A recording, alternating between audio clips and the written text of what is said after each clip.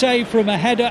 City had a really good penalty claim, but the referee and VAR felt that the challenge from Cher came after Foden had got his shot away. Plenty of chances, including a sitter missed by Barnes and a good one missed by Foden. But at half-time, it is somehow Newcastle 0, City 0.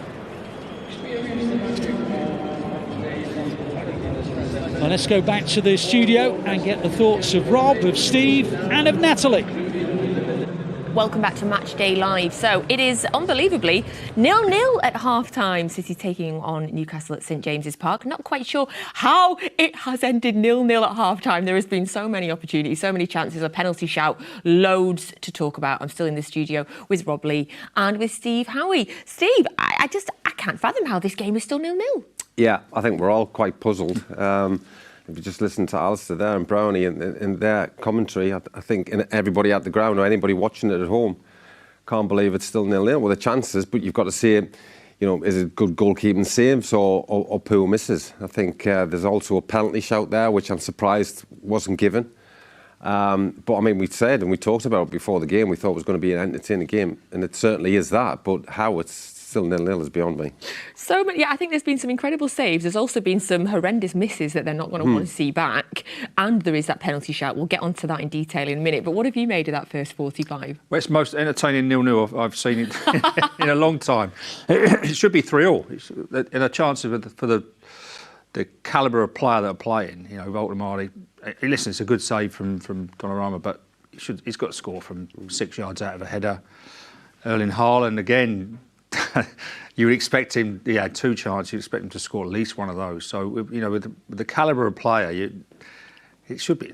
They've both had 3 great chances and, they've missed them all, really. Yeah, I was trying to write them down, I had the chances as they were happening so we could talk about them, Steve, but I think I started to lose track of all the chances. So the ones that stood out for me, the Donnarumma save, he's there from Voltemade. The cross came in and Voltemade got there. He heads the ball down to his left to Donnarumma, who gets his hand out with that sharp save to the right. It was a good save, but you felt that perhaps Voltemade should have positioned the ball better. Yeah, I mean, it's a good save, but the header is still kind of semi-central. So if I'm central, it's still kind of just here.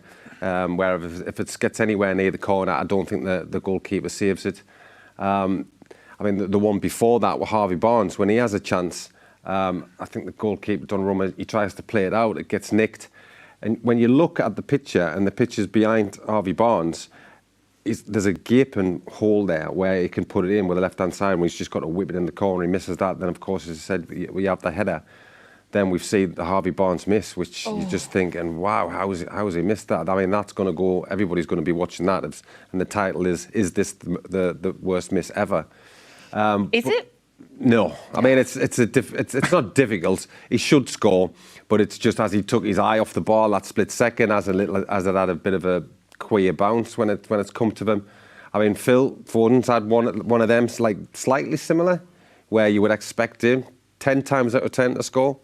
For some reason, he doesn't score. But, yeah, I mean, the chances are coming thick and fast. So it is a really good game. So the Harvey Barnes chance, again, it was another cross that came in. We don't know. We won't know now if it was offside or not. Alistair Mann thought maybe it was. We thought maybe it was just on in the studio.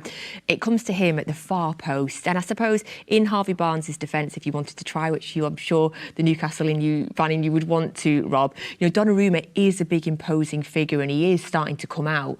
But it is, I mean, it's still been on target. Again, I think it was onside. To start, I think the cross was a great cross by Murphy.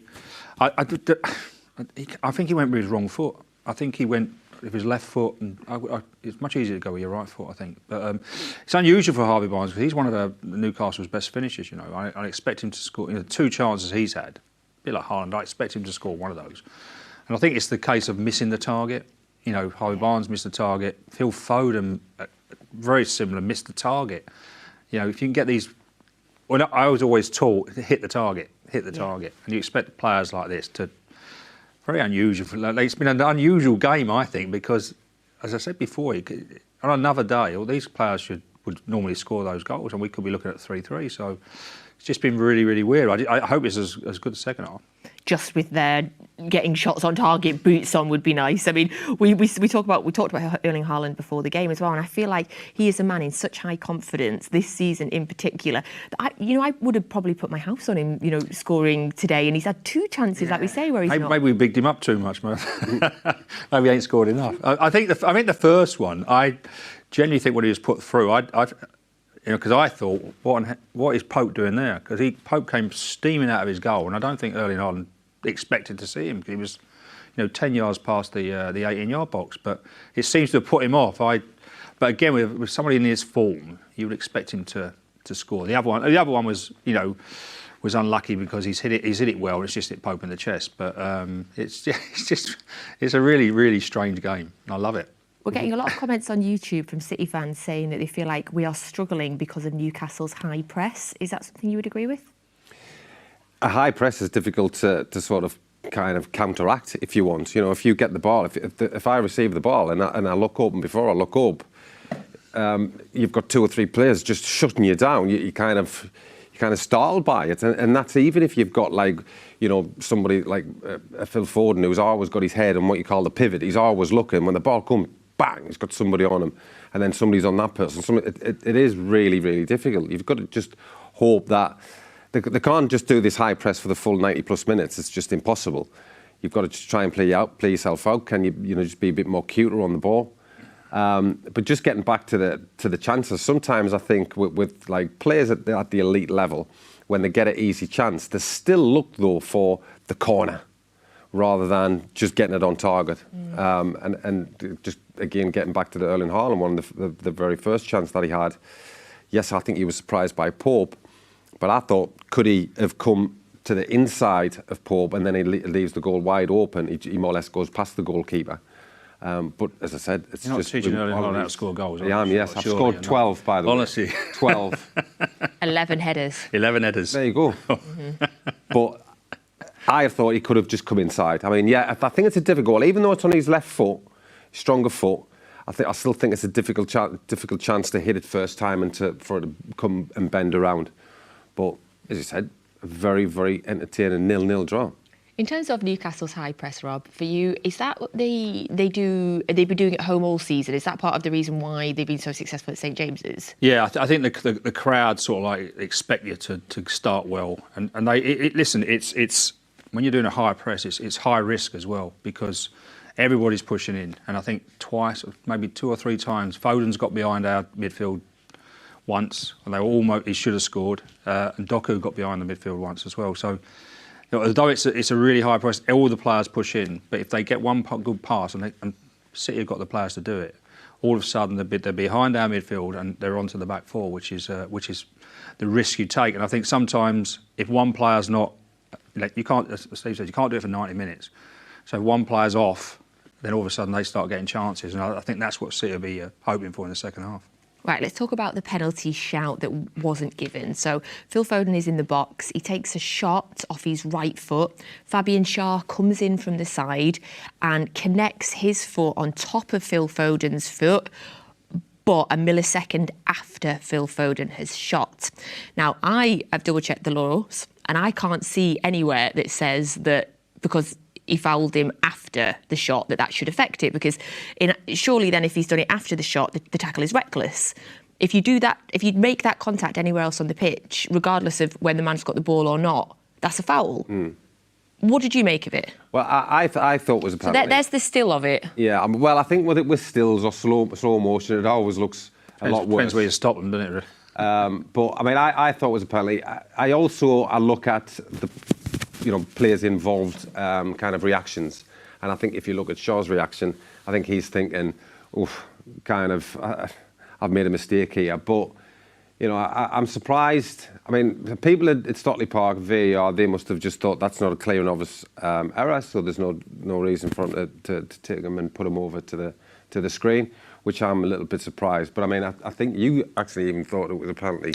So. Yeah, I think as you say, I think by the player's reaction, so the player who done it, Schär, was sort of like walking away thinking, have I got away with that? And I think he's a lucky guy. I think he did get away with that, because I think if it had gone to VAR, I think they'd have given a penalty. I don't know how that's not clear and obvious. I think anywhere else on the pitch, that is called as a foul.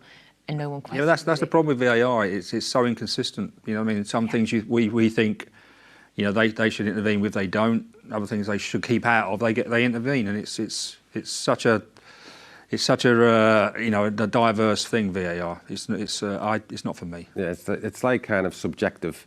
Yeah. I mean, we've got 3 people here that's thinking it's a penalty, but we could have another 3 people, and it doesn't make any difference. I mean, yeah, you could get somebody that's a massive Newcastle fan that might say, "Oh, it's not," but we could have 10 people in here, and we could have it split down the middle. So, very much subjective, which is what annoys people so much.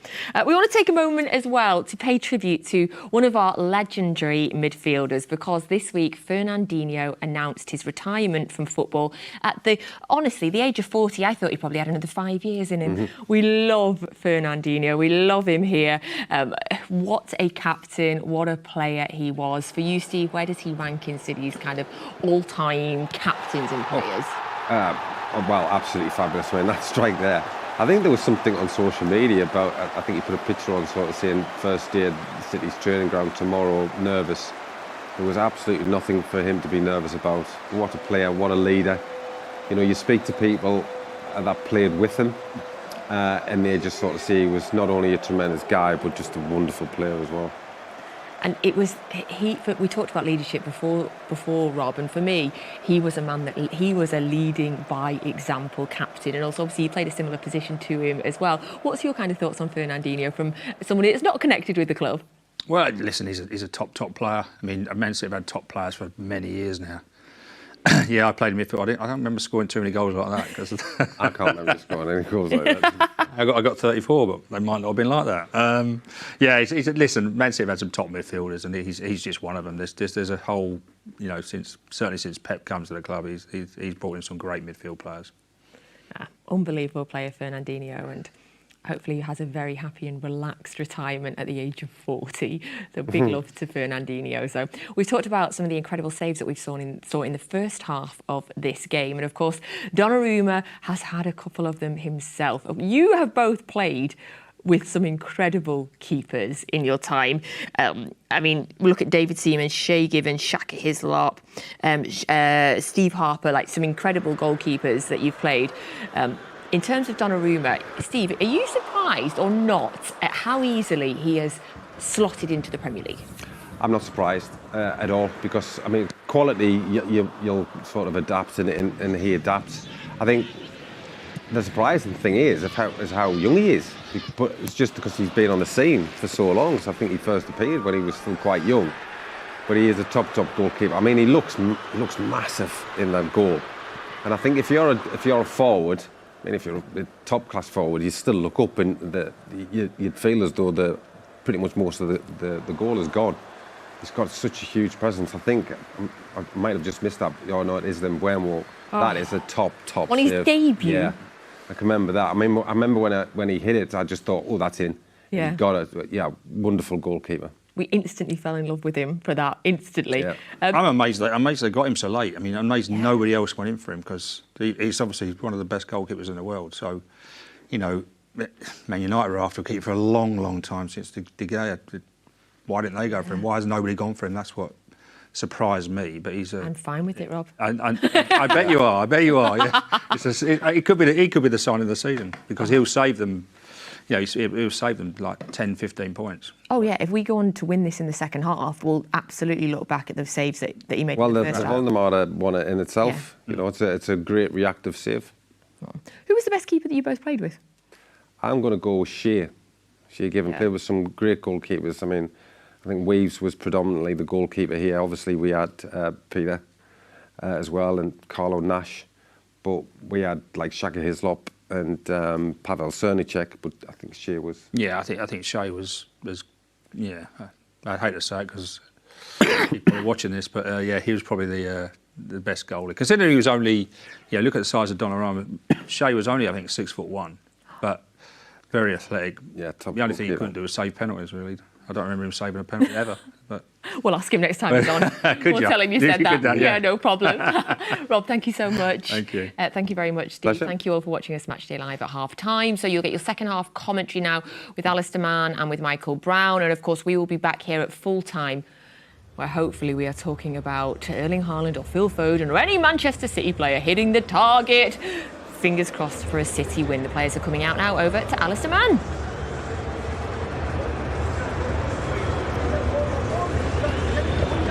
Thank you, Natalie. Well, here's an interesting statistic for you.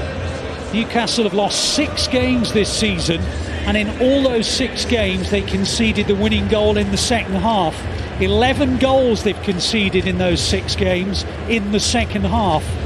The fact is that they are an intense side. The press is full of energy.